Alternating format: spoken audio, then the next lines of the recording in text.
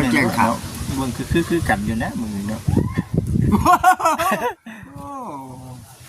โอ้ตัวนี้มันสีเข้มกว่าเนาะคนแจ้งสีเข้มเนี่ยมันให้ได้สีเข้มแต่มันเป็นได้เลยดิคนอยากสัมผัสบ้างดิหอนแม่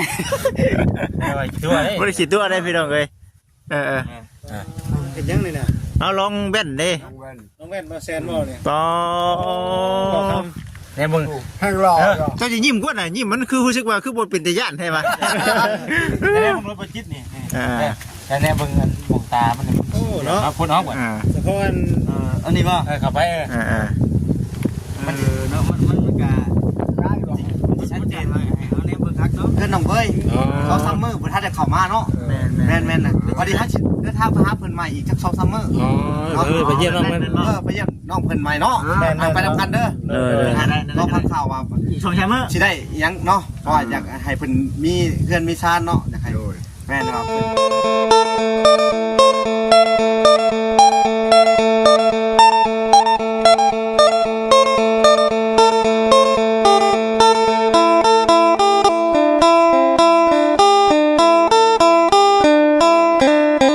บอกคำคือเก่าเอาบอกคำสบายดีดีเด้อมือกล้องให้พ่อเอาพร้อมกันก่อนพี่น้องเนาะ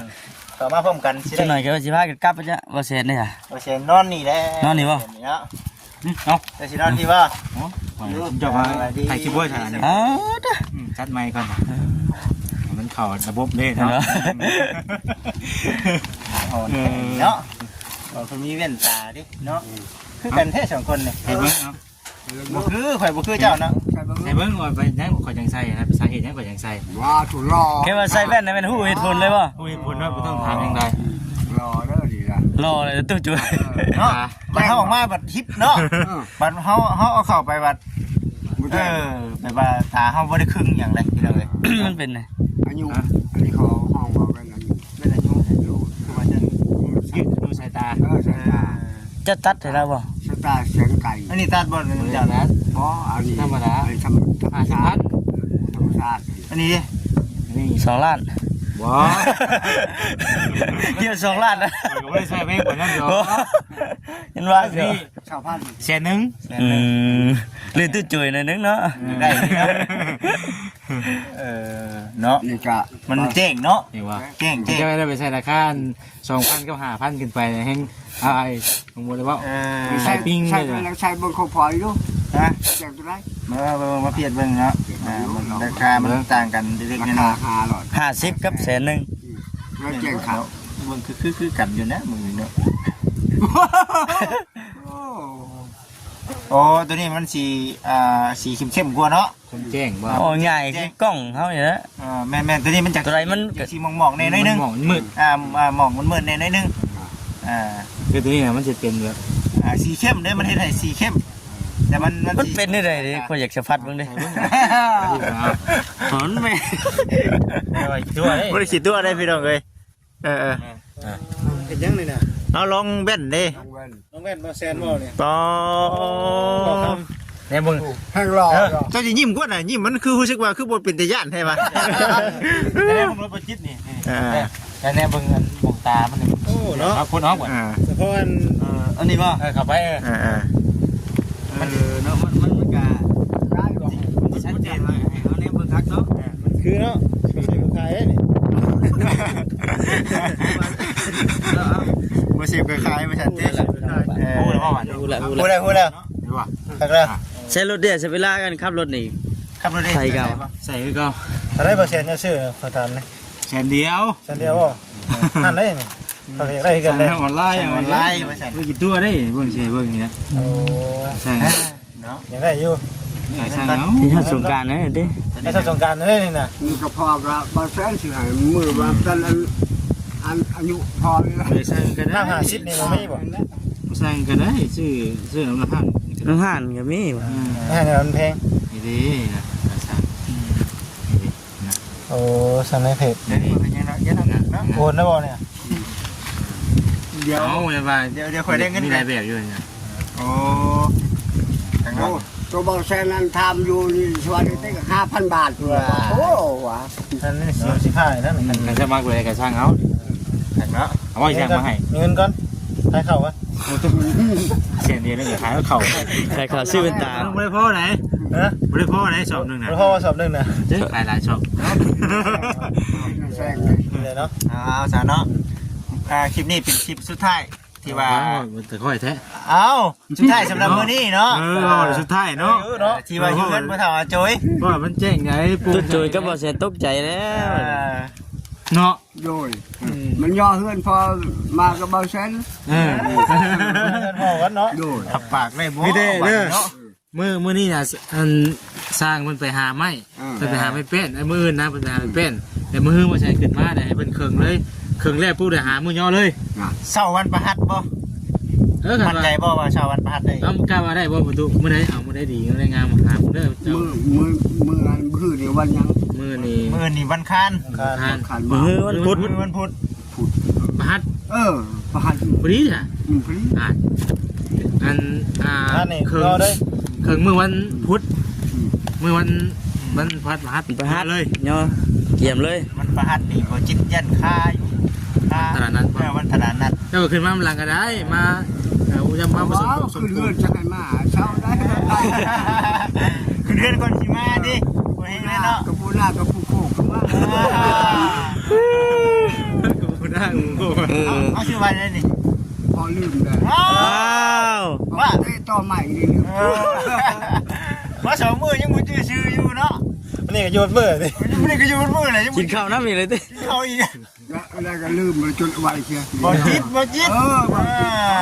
โดยจะได้เดี๋ยวเบาผมจักมันนั่นดิ แล้วก็ลืมแล้วเพื่อน ว้าว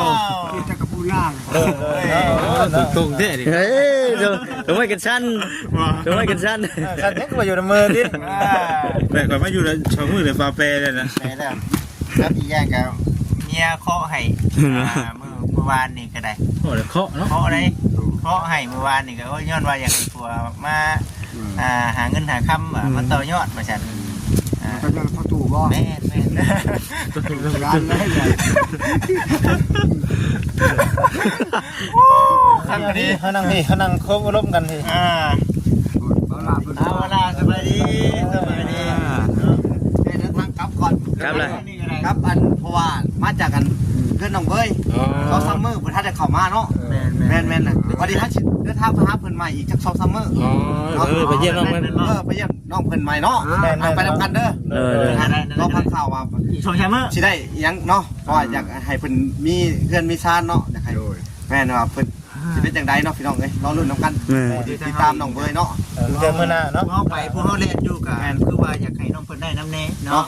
โดย เราเบิ่งไปน้ำกัน แม่นว่าเพิ่นสิมีหยังแน่ว่าเพิ่นสิเป็นจังไดเนาะพี่น้องเนาะติดตามคลิปตอนต่อไปเนาะ โดย โอเคอีกจัก2-3มื้อเวลาสิได้ขึ้นมาเพราะสิได้ลงไปเป็นเขตคอวลาอยู่ไปเฮ็ดเฮือนช่างไม้ไว้แหละ ทุกคนก็ อ มี ยู่ทางใต้ก็คือเป็นในส่วนของปะใบกับตอนนี้ก็สิย่อเฮือนให้เพิ่นเนาะ กำลัง เฮือนเนาะ กำลัง เลยเวลาก็เลยติดภารกิจหลายบอลก็เลยว่าไปอยู่น้ำเอาเว้ยนี่เป็นห่วงเพิ่นเนาะไปอยู่น้ำเพิ่นแต่ว่า แม่น 4-5มื้อดูสุดเสือก2โต ตัวเก่า ตัวเก่า เครื่องเชื่อนี่บ่มีปัญหาแต่ว่าน้ำในได้อาบอยู่บ่ กับบ่ได้อาบมันบ่มีน้ำเลยเขาไปจะโคกหมูป่าเนาะ แม่นบ่ น้ำแล้วเนาะพร้อมน้ำประตูก็ได้ สู้บุรีเนาะสู้ดีเดียวเดี๋ยวสิไปนอนป้านอนหลงน้ำเนาะ แม่นขอบคุณ เดินทางปลอดภัยเนาะเดินทางปลอดภัย ครับก่อนดีแห้งเด้อ สบายดีพี่แทงโอเคเดินทาง เลย ครับกันพ่อ แม่น กันโดยเดี๋ยวสิรอติดตามผลงานเด้อ โอเคไปทำกันโดย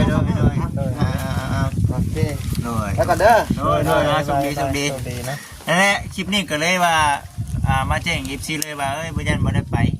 ทั้งน้องเพิ่นนึงนี่ก็ได้คิดว่าสิไปอยู่เนาะได้มาสิไปอยู่นึงมาบัดเฮาบัดเดี๋ยวรอฟังข่าวก่อนบ่ซั่นมันกลับหน้ากลับหลังก็เลยว่าเอ้าเดี๋ยวทั้งบ่จิตดึงมาหาทั้งภาษาจุยก่อนบ่ซั่นนะเดี๋ยวมื้อหน้ากับอีกอย่างมื้อนี้มันค่ำแน่มันใกล้ค่ำได้จักโมงได้บ่ซั่น 2 โมงไป 2 โมงปลายได้สิเขา3 โมงแล้ว ผัดพอตัวนึงน้ำหมูสอง ฮีอันเดียวนี่นะ อ้าวอย่าหัวชอบมุ่ง โอ้ยโอ้ย มาท่านมาที่ ทิศตามท่านแล้วโอ้ยน้อบ่เฒ่าเจยเอ้ย เฉพาะ MC เพิ่นอยากเบิ่งเนาะนี่เนาะ2 โมงดิ2 โมงมาเอาให้พ่ออีกอันนึงยังเดือนนึงเนาะ โดย โอ้ยเนาะเห็นความลาวอยู่ กูจะหยอกกันเลย แสดงว่า11 12 โมงนี่มันแม่น12 อันเพิ่นบ่เนาะโมงเนาะชิบชอบด้วยไปพอแล้วนึง เต็มเขตเลยเนาะ ช่างหยอกเราก็ได้เนาะ เข้าหัวกันไปแนวใดบ่คิดบ่ทันเพิ่นก็ว่าออกมาพี่น้องเอ้ยเนาะ พอมันเจอคุณจังตายแบบใครได้ทุกจังการ แต่ว่าบ่ได้มีความทุกข์ความโศกบ่เดี๋ยวนี้ บ้าไปชมยัง บ่โศกบ่ได้เศร้าหยังบ่ มัน เดี๋ยว แห้งลูกมามุ่นมูชูคนมาพบพอเลยโอ้ยถูกพอให้ม้วนว่าให้ช่างผู้ใหญ่จะบาใส่กับบ่พอยมาจากโปโลเขาช่องคนทุกลูกจะไปทางได้ปูหน้ากับปูอันได้ขึ้นมา หน้ากับผู้เองเขาชื่อว่าจะได้ ก็จิตเนาะขอบใจ ว่าสิบ่ชื่อเฮานะเนาะชื่อได้บัดนี้ได้ โดย มามื้อหน้ามามื้ออันน่ะ มาวันไหนถามอีก การถามอีก โดย บ่มาแล้วบัดนี้บ่ชื่อเดี๋ยวว่าซั่นถ้าบ่จักคนเฮาไปเฮ็ดหยัง จำใบแล้ว เฮ้ยว่าจดไว้เลย ฉันจด เดี๋ยวจะจด หนังสือก็เป็นเนาะ เป็นอยู่พอกินได้งานออกมาแล้ว เห็นแจ้งอยู่ว่าพอเลย เป็นแจงแล้ว นี่แจ้งครั้งแรกบ่ได้มีกติอีแม่หยัง บ่แจงคักแล้ว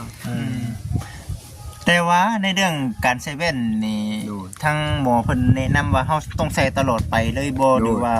บ่เปิดก็หายทอดก็คำขึ้นก็หายทอด บ่ พอ ช่วงต้องเว้นนี่นะ เขาเว้นก็ไม่ออกแดดไปแล้วเขาถือว่าเขาเข้าแดดแล้วยันแดดมันถือแบบพันพยิบเด้เขาเพื่อป้องกันใบเพื่อให้ดีล่ะ บ่ก่อนเนาะบ่ก่อนก็มันยัง ก่อนก็ได้เอ้ยเนาะขยันนี่เนาะ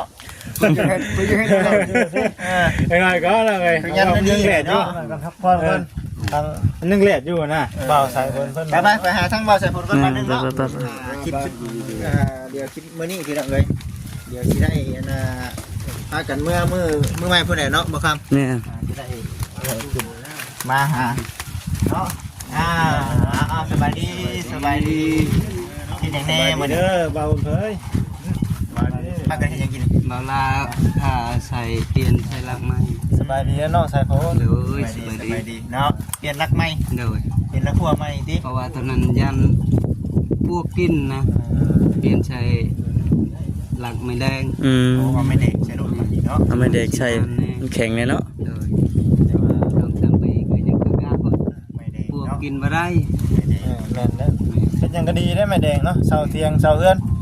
เสาบ้านก็ดีพี่น้องเนาะแม่แดง จะเป็นเสียได้ไม่แดงเนาะราคากับแพงกว่าได้พี่น้องเอ้ยเนาะ กาแฟแล้วมัน ว่า ทำเนาะ เย็นมิดตัวเลยโอ้รักเฮ็ดรักเซนจักบ่ มีแผนการว่าสิปลูกหยังบ่ปลูกดิน ว่าบ่แซนว่าสิพาปลูกต้นชมพู่แล้วก็มะขาม2ต้น มีต้นแดงๆนี่มีต้นแดงๆที่ว่ามีอยู่ปัจจุบันนี่ ต้นชมโอต้นมะขะแล้วก็มะพริกมะขามแป้หน่อไม้ช่องกอยังหลายอันหลายแนวอยู่อุ้มก็ยังหลายดิซะเนาะยังบ่ได้ย้าย ปลูกทางใดเนาะ เปิด ปลูกทางใด ยังบ่ฮู้ว่าสิย้ายไปทางใดแน่ คำว่ามะขามเปรนี่เฮาเอามาปลูกเรื่องเฮาเฮ็ดหยังก็ จักบ่ฮู้น้องก็บ่ฮู้ เพิ่นเอามาให้ปลูกปุ๊บ ปลูกถ้าเบิ่งพุ่นมันเป็นพุ่นแล้วว่ามันสิมากบ่หรือว่ามันสิเป็นแบบใดหั่นน่ะ มะขามเปรติ ยังบ่เคยเห็น เจ้าเคยเห็น เคย มันสามารถกิน กินได้ บ่ มันเป็นหมากบ่ มันเป็นหมากงูกงๆอะไรบ่จิตในมันกับในมันเป็นมะขาม มะขามว่ามะขามพันคายบ่หน่วยเนาะ เนาะ มันกงๆเนาะนั่นน่ะเกี่ยวคือก้นหอยนี่ ใหญ่บ่ ใหญ่อยู่ซั่นในมือนี่นะ อ๋อ โอ้ยังอยู่หันบ่ของนะ ยังอยู่ ไปเบิ่งเนาะมันมีของนี่เพราะว่าบ่จิตเองก็มีผู้รักผู้ใหญ่อยู่นะเพิ่นถามไทยอยู่ว่าอันนี้เด้อลูกเอ้ยบริษัทอันนี้มีบ่จังซั่นจังซี่นะบ่จิตเด้อมาเบิ่งก่อนโอ้ต้นไผ่นี่มานี่ชื่อแม่นบ่นี่ โอ้หมากอันนี้คือเป็นหมากเลยเนาะ ปากแก้งไหน บางนาวคือบัก ปาก ขูด แก้งก็อันนั้นเนาะ กันน้า โอ้บางหน้าเป็นหมากเลยนี่เนาะ เจ้าตัวกิ่งบ่เนาะคือเป็นไม้ใช่เนาะ มะม่วงก็เป็นดอกเลยน่ะ ม่วงว่าก็เป็นได้ครับเว้ย ฮะ เด้มา ให้ หมากกระโลน นี่ใช้ ไก่เจาะ แม่นบ่ แม่น มันต่ำโพดเนาะเป็นแล้วหมากกับเป็น นี่เลยกุ๊ก กุ๊กติ้วก็มาอีก กุ๊กติวกามา เอาอยู่พี่บ่มีบ่ มีคือการมาได้เออ กุ๊กติ้วนี่มีอยู่บ้านมึงไหนโอ้กุ๊กยังไงนี่ ตัวนี้จะกุ๊กยัง นี่บ่กุ๊กมะขามเปรนะ แม่น โกนหน่อไม้ก็มีเนาะโกนหน่อไม้ใช่บ่ไม่ใช่ไผ่มะนาวอ๋อ ฮะมันพริกหลายต้นอยู่นี่ ตัวนี้ปลูกนี่เลยนี่เนาะ โอ้ย นี่สิออกอยู่บ่นี่ ยังสิเอาอยู่ให้มันติดคักๆก่อน โอ้นี่เห็นบ่เนี่ย ตื่น นั่นน่ะบ้านใส่เนาะ เป็นน้ำใหม่เลยได้ เป็นน้ำใหม่ เบาล่าเอามาเป็นชื่อมาให้จะเป็นชื่อมาที่ใช่ เอาคนหน้าคนในมันน่ะเป็นเนาะ เดี๋ยว ปวดเลยเนาะปวดแห้งเลย เอาคือว่าดีใจนํเนาะหลายอย่างหลายแนวพี่น้อง FC อันนี้ก็เป็นเจ้าอาบน้ำเจ้าอาบอยู่นี่อาบในห้องน้ำ บางครั้งก็อาบนี่บางครั้งก็อาบอยู่ในห้องน้ำอันนี้ก็ว่าสัญญาและเถ คักเนาะคัก เพราะว่ามันบ่มีสามเหลี่ยมปานนาปูเลยก็เลยเฮ็ดไม้สี่เหลี่ยม ไม่ซื้อมาเนาะ มันมี3เหลี่ยมก็ได้4เหลี่ยมติ คักแท้เนาะคักขออนุญาตด้วยพี่น้องเอ้ยจักว่าแต่ใจบุบ่แต่บอลอันนี้ก็ยังคักแล้วนี่เนาะโอ้ที่จะไปที่ยังเป็นเส้นรถเนาะ ไม่ใช่ ผู้วะ ยามว่างจ้ะ บ้านแล้ว ว่างเกิน อันนี้ซะมันนี่ก็โอ้อันนี้บ่กูมีกูมาข้ามเปแม่นบ่ แม่นนี่กุ๊กขามแปดตัวน่ะ มาขามบ้านเฮา ข้ามบ้านเฮากูข้ามบ้านเฮาตัวนี้นี่เนาะ กุ๊กขามใส่โครงจ้ะขามใส่โครงเลยบางทีก็ เจ้ามันโตงามจังนี่เนาะ มาขามบ้านนี่จ้ะ โตกัน ยังมันโตเบิดนี่เนาะ แม่ มันก็ได้กินหมากไว้เด้ แม่ เนาะ อีกอย่างกุ๊กกับยังเนาะ เออ แล้วเป็นแน่นอนเจ้าสูตรเมื่อใส่โตกิ่งโตหาเป็นหมากไว้ อยา เนาะ กได้สิเนาะ แม่ เพราะอยู่สวรรค์ก็มีเงินบ่จิตสิพาสิเจ้าไปชื่อ นี่เขาชื่อมาจากหานนี่มันมากเลยนี่ มีเบิดพี่น้องบ่จิตเห็นอยู่หาดมันน่ะเนาะหลายหมากม่วงสมปีสมพันธ์ แม่นต้นน้อยๆก็มากแล้วก็มี นี่ข่อยสิพามาเบิ่งเป็นหมากได้ไปเบิ่ง แม่เป็นมากแล้วนะ ถ้าเป็นหมากได้ เอาเบิ่งน้องใส่บ่เอามา ไปก่อน นี่ เอ้ทางหน้า เป็นไว้ใช่ปะ นี่ นี่มันเป็นปลายอีก นี่เห็นบ่นี่น้อยก็เป็นมึงนะ เป็น เนาะ ปลายอีก นี่กุ๊กซ้ำพวกมือนี่ก้อยนี่ เนี่ยเป็นต้นมึงไม่ หักเนาะ 3-4หน่วย หักบ่หักคันบ่จิตเอานี่เอามันสิใหญ่กว่านี้มาหมากมันจะจับแน่อันนี้กุ๊กมันน้อยย่านมาหมากมันบ่จับมันนั่นก็ได้เนี่ยตัวนี้นั่นเองเนี่ยหมากนั่นเองมีส่วนได้พี่น้องเนาะเอาไปเลยเอาไปเลยเอาว่าโอ้เนาะของบ่เคยได้ก็ได้ของบ่เคยเห็นก็ได้เห็นเนาะ เด้อ ใช่ที่เป็นระเบิดดีมีให้ ยังคือเจอตื่นยัง ยังไงนะ ฮะ ตื่นบ่นะโอ้ยโอ้ยเนาะตื่นไม่ทัน เอามาจิตอ่ะ มาเสร็จเนาะคือสี่ประมาณ ไป นี้ หน่อยเนาะ แล้วมันนี่ก็ คือสิจบคลิปก่อนเด้อพี่น้องเด้อบัดนี้อยู่ดีไม่แห้งพี่น้องเนาะสบายดี